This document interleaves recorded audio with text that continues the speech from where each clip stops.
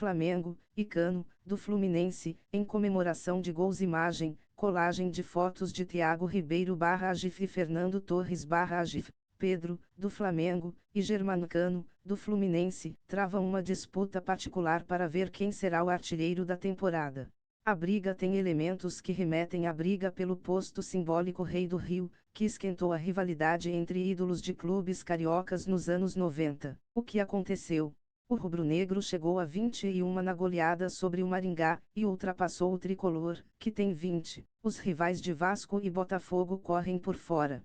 Pedro Raul chegou a São Januário como vice-artilheiro do Brasileiro e tenta retomar boa fase, enquanto Tiquinho vem sendo importante no Botafogo. O Rei do Rio foi um título explorado pela imprensa e que ganhou notoriedade quando os times cariocas tinham nomes como Romário, Renato Gaúcho, Túlio Maravilha e Valdir Bigode. Campeão carioca em 95, Renato, do Flu, chegou a se vestir de rei para uma matéria, e foi o Rei do Rio. Rei do Rio foi uma disputa entre grandes nomes dos clubes cariocas durante a década de 90, principalmente no Carioca de 1995. A expressão foi bastante explorada pela imprensa e usada também em declarações dos próprios jogadores, em tom de brincadeira e provocação.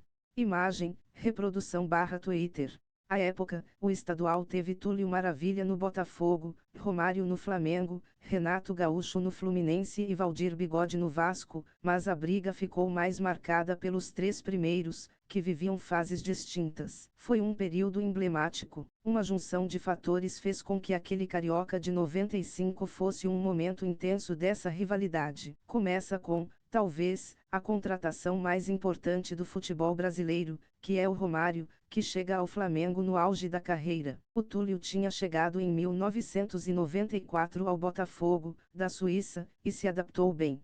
O Fluminense se mexeu e contratou o Renato, que estava decidido a se aposentar. O Vasco tinha o Valdir, que tinha um perfil mais reservado e ficou mais distante, lembra André Baibich, autor do livro Reis do Rio.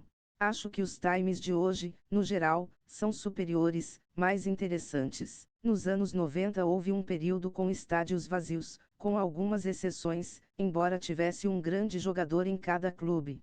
Hoje acho que temos mais pessoas assistindo futebol, se interessando, e os torneios também são mais interessantes, completou o jornalista Roberto. A CEF, como surgiu? Apesar de a expressão ter caído na rotina popular, a origem é uma incógnita. André aponta que, no decorrer das pesquisas, achou a utilização dela já no fim de 1994 e lembrou a chegada de Romário. Ninguém conseguiu me dizer quem inventou ou usou primeiro, mas os próprios jogadores já falavam. O Kleber Leite, na apresentação do Romário, no início de janeiro, fala que estava faltando um rei no Rio. Depois o Renato fala também, aponta Baibich. Kleber, que era o presidente do Flamengo na ocasião da contratação de Romário, apontou, porém, não ter sido o autor da expressão. Gostaria de ter sido o pai da criança, mas a criação não foi minha. Não sei quem lançou pela primeira vez, mas ganhou força na batalha entre Romário e Renato Gaúcho. Inclusive, criamos na Gávea um campo de futevôlei, com areia e tudo. Em disputa, o título